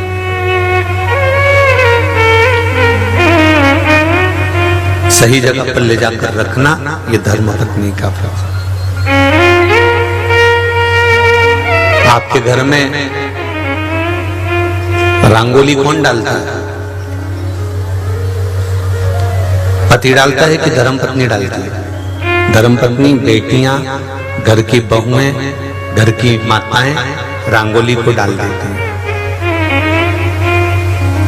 प्रसाद भी बनाती हैं तो माता ही बनाती हैं।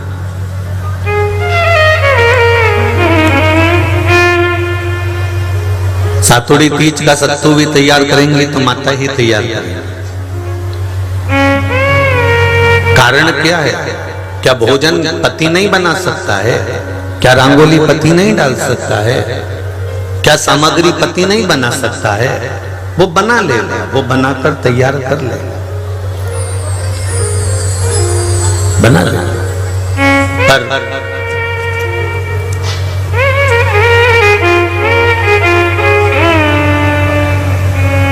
वो तैयार भी कर लेगा, बना भी लेगा, सब कुछ है, पर कारण केवल एक है कि माताएं जब कोई चीज सिद्ध करती हैं, माताएं जब कोई चीज बनाती हैं, माताएं जब कोई चीज को बनाने का प्रयास करती हैं, तो वो प्रेम वश बनाती हैं, स्नेह वश बनाती हैं। ऐसा मोड़ दो।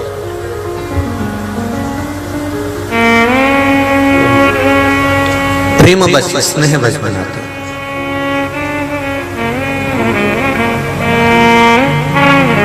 और जब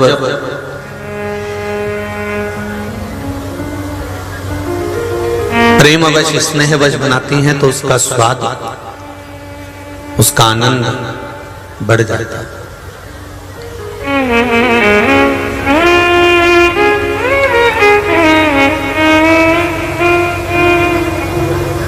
उसका एक आनंद, उसका एक सुख बढ़ जाता है। शिव महापुराण भी यही कह रही है कि जब कभी मौका मिले और घर की कोई माँ, जैसे देवराज नाम के ब्राह्मण की माता, देवराज ब्राह्मण पत्नी बच्चों के साथ रहता था, पर एक वैश्या का संग मिल गया, एक वैश्या के संग में आ गया तो उसने सब कुछ बर्बाद कर दिया।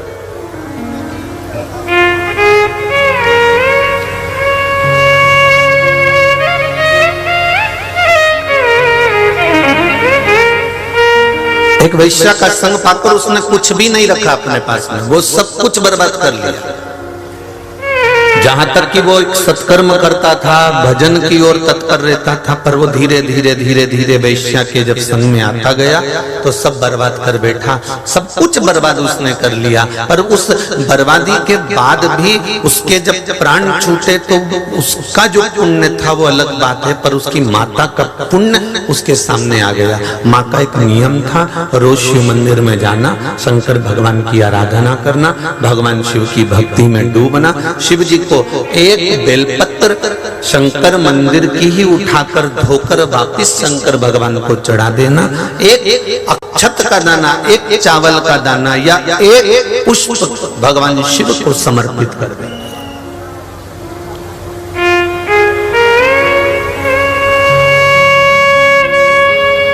और एक पुष्प भी अगर हम भगवान को दे रहे हैं, एक प्रश्न आता है, किसी ने एक प्रश्न लिखा है और आया हुआ प्रश्न का स्मरण हो कि कई लोग कहते हैं गुरुजी आप कहते हो कि एक चावल का दाना शिव जी को चढ़ा दो या एक बेलपत्र चढ़ा दो या एक पुष्प चढ़ा दो या चंदन लगा दो।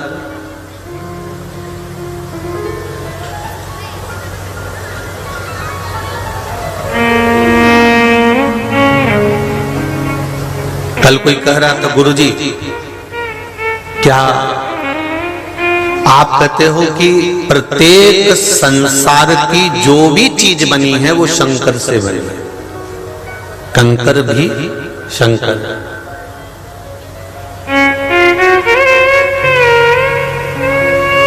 संसार की जो भी चीज बनी है वो शंकर से बनी है। तो क्या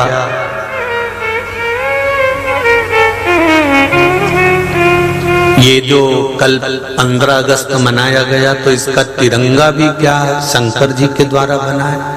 तो हमने कहा उसमें क्या दिक्कत है?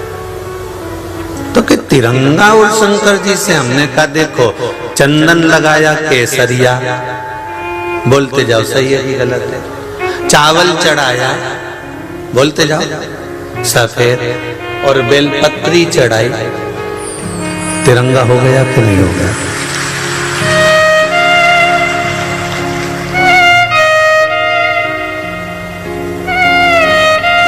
और नहीं मानो तो किसी शिवलिंग में चढ़ा कर देख लेना, पहले ऊपर लगाओ चंदन, फिर बीच में रख दो चावल का दाना और उसके बाद रख दो बेलपत्री।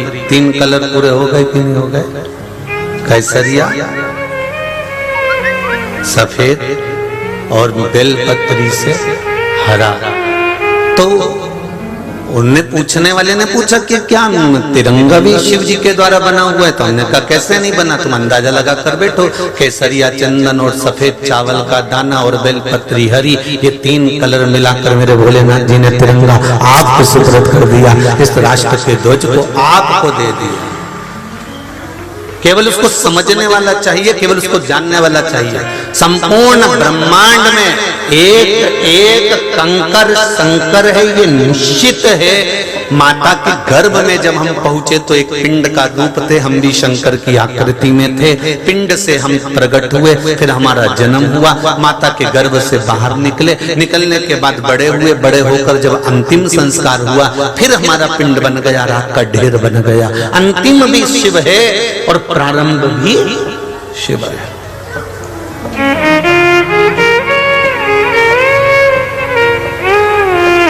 एक पत्र आया है, अभी पूरे पत्र तो हमने पढ़े नहीं है, पर एक पत्र देखिए।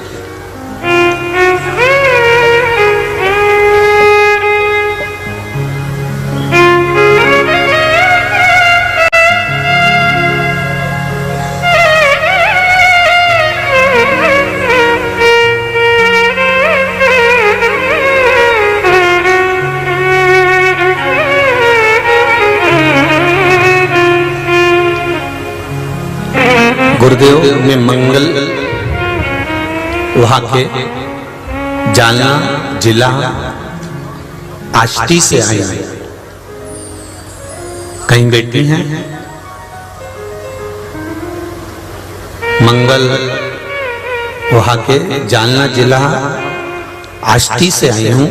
कहीं बेटी हो तो हाथ हिलाइएगा। अच्छा है, ठीक है, हाथ हिला दीजिएगा बहन एक बार, ठीक है, दोनों हाथ ऐसे हिलाओ, हाँ ऐसे। मेरी भाभी जी ने मुझे सीहोर से कंकर लाकर दिया था गुरुदेव। मैंने बड़ी श्रद्धा से उस कंकर को कुबेरेश्वर बाबा का मानकर पूजन चालू किया। अगले 15 दिन में उस कंकर का शिवलिंग जैसी आकृति मेरे बाबा ने बना दी और मैं उसकी पूजन कर रही हूँ। गुरुदेव, मेरा बेटा बचपन से बुद्धि से कमजोर है, बुद्धिहीन है। उसको बाल्यावस्था से ही डॉक्टर ने भी कह दिया था कि ये बुद्धिहीन रहेगा। आज उसकी उम्र भी 22 साल है गुरुदेव। 22 साल तक मेरा बेटा बुद्धि से विहीन रहा। 22 साल तक जन्म से बच्चा माइंड से तकलीफ में रहा। डॉक्टर भी कुछ नहीं कर पाए। पर गुरुदेव, अब मैंने सीहोर से जो रुद्राक्ष लेकर आए थे मेरे रिश्तेदार, उन्होंने वो दिया और उस रुद्राक्ष का पानी मैं उस कंकर शंकर पर चढ़ाकर पिलाना चालू कर दी। अब मेरा बेटा माइंड ठीक होता जा रहा है और वो अच्छा होते चले जा रहा है। अब जो जन्म से ही बच्चा, बैठो माँ बैठो, श्री शिवाय नमस्ते। जो बच्चा जन्म से ही गड़बड़ हो, जो बच्चा जन्म से ही तकलीफ में हो, जिसकी बुद्धि विवेक पलंग पर ही पड़ा हुआ है, डॉक्टर भी जहां हार जाते हैं वहां वह शिव सामने। एक पत्र वो देखिए,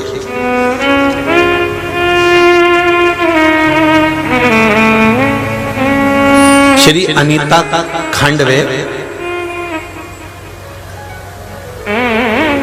अंबादी, पुणे 39। कहीं बैठी हो तो हाथ हिलाइएगा। आप ही हैं, दोनों हाथ हिला दो बहन। श्री शिवाय नमस्ते। 2 साल से हम नित्य कथा सुन रहे हैं। हम ये नहीं जानते कि कथा सुनने का क्या फल होता था, पर अब मिलना प्रारंभ हुआ। 1 लोटा जल चढ़ाना चालू किया और 1 बेलपत्र खाना चालू किया गुरुदेव। 7 अप्रैल 2022 को हम सीहोर आए थे। उधर हमको 1 रुद्राक्ष मिला था, वह रुद्राक्ष का जल पीना शुरू किया गुरुदेव। 20 साल से पुराना सोरेसिस की बीमारी थी। उस सोरेसिस की बीमारी में हमारे शरीर से खाल निकलती थी और डॉक्टर ने कह दिया था ये बीमारी रहेगी मरते दम तक। सोरेसिस समाप्त नहीं होती, मरते दम तक रहेगी, खाल निकलती रहेगी। आप दवाई लेते रहें, ठीक होते रहें। पर गुरुदेव, जब डॉक्टरों ने मना कर दिया था तब हमने दवाई खाना बंद कर कर 1 बेलपत्र और शिवजी पे चढ़ाया गया 1 लोटे जल का पानी पीना प्रारंभ करा। अब दवाई की जरूरत नहीं है, मेरा शरीर पूरा ठीक हो चुका है। ये शिव कृपा। बैठो बहन, हर हर महादेव। ये शिव है। कल कथा में एक बात कही थी, जब कथा पूरी हो जाएगी तब परली वैद्यनाथ वालों को मालूम पड़ेगा कि हमारे सामने जो अमृत का घड़ा आया था वो अमृत का घड़ा छूट गया और हम वंचित रह गए। 7 दिवसीय शिव महापुराण की कथा को जो दिल से सुन लेता है और उस कथा का मनन चिंतन कर कर अपने जीवन में उतार लेता है, 3 महीने में अगली कथा जहां हो रही होगी उस पंडाल में आप भी बैठे मिलोगे, ये निश्चित। और हम तो 3 महीने की भी नहीं कहेंगे, हम तो कहेंगे तुम्हारी कथा के बाद में या तुम्हारे पास में 130 किलोमीटर दूर हिंगोली में कथा है। बोलो है, अब हिंगोली में कथा है महाराष्ट्र में,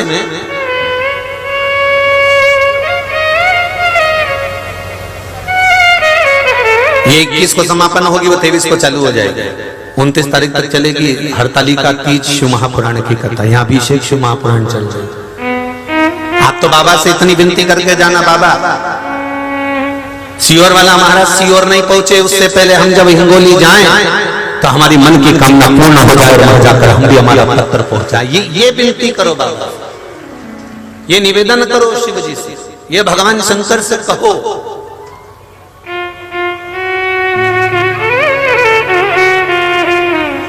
अपने दुख को, अपनी तकलीफ, इसको थोड़ा सा घुमा रहे बाबा, अपने दुख को, अपनी तकलीफ को, अपने कष्ट को अपने को स्वयं को कहना ठीक है। अपने कष्ट को, अपनी तकलीफ को, अपने दुख को अपने को बाबा से कहना, किसी दूसरे को नहीं कहना।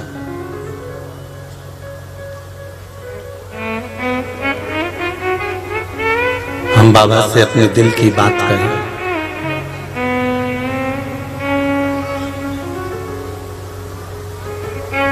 देवराज ब्राह्मण की माता ने 1 लोटा जल जो शिव जी को चढ़ाया था, 1 लोटा जल जो शंकर भगवान को समर्पित करा था, उस 1 लोटा जल का भाव कहां प्रकट हुआ?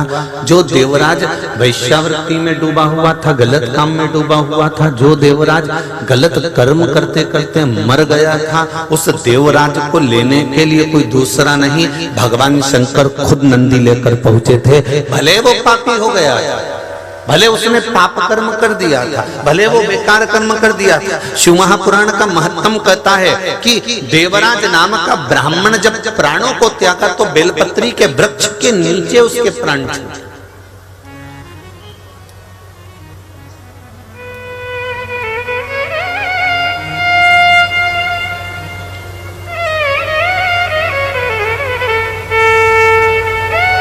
बेलपत्री के वृक्ष के नीचे। परली वैद्यनाथ जी की कथा है, बाबा वैद्यनाथ जी के चरणों में बैठकर कथा का रसास्वादन कर रहे हो, अभिषेक शिव महापुराण की कथा कर रहे हैं। इस कथा का एक बात अपने जीवन में उतार कर रखना, किसी भी कार्य के लिए जा रहे हो, किसी भी कार्य के लिए पहुंच रहे हो, शंकर जी के मंदिर में दर्शन कर कर जाना और चढ़ी हुई बेलपत्र को धोकर वापिस शिव जी को चढ़ाकर चले जाना। और आपको लग रहा है ऐसा कि ये मेरा कार्य होना चाहिए, तो बाबा से वो बेलपत्र मांग भी लेना कि कार्य की सफलता के लिए दे दो, मैं लेकर जाऊंगा। इस बेलपत्र को पार्वती जी, गणेश जी, रिद्धि सिद्धि, जया, विषहरा, सामरीवारी, दौतली, भगवान शंकर, अशोक सुंदरी आपके प्रतिबिंब के रूप में लेकर जा रहा हूं। और मुझे विश्वास है कि मेरा शंकर मेरे साथ में चल रहा है, मेरा शिव मेरे साथ चल रहा है, तो मेरा कार्य होगा, ये निश्चित है।